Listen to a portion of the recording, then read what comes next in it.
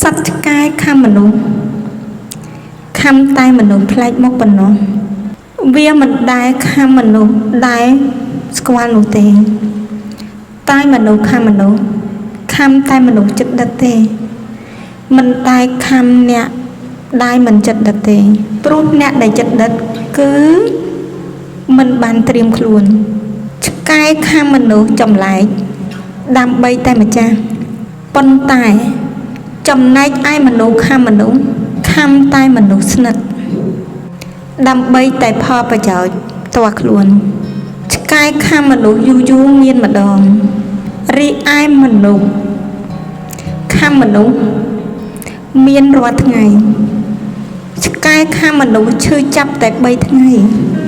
មនុស្សខំមនុស្សឈឺចាប់មួយជីវិតចាំមិនភ្លេចអ្នកឲ្យចំណីឆ្កែមួយថ្ងៃមួយដង3ថ្ងៃ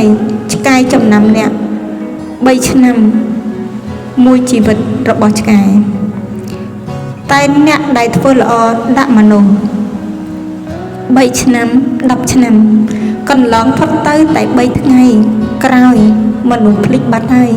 ភាពខុសគ្នារវាងមនុស្សនិងឆ្កែគឺសត្វឆ្កែគឺនៅតែជាឆ្កែប៉ុន្តែមនុស្សមិនប្រកាសថានៅជាមនុស្សឡើយពិតអត់បងប្អូន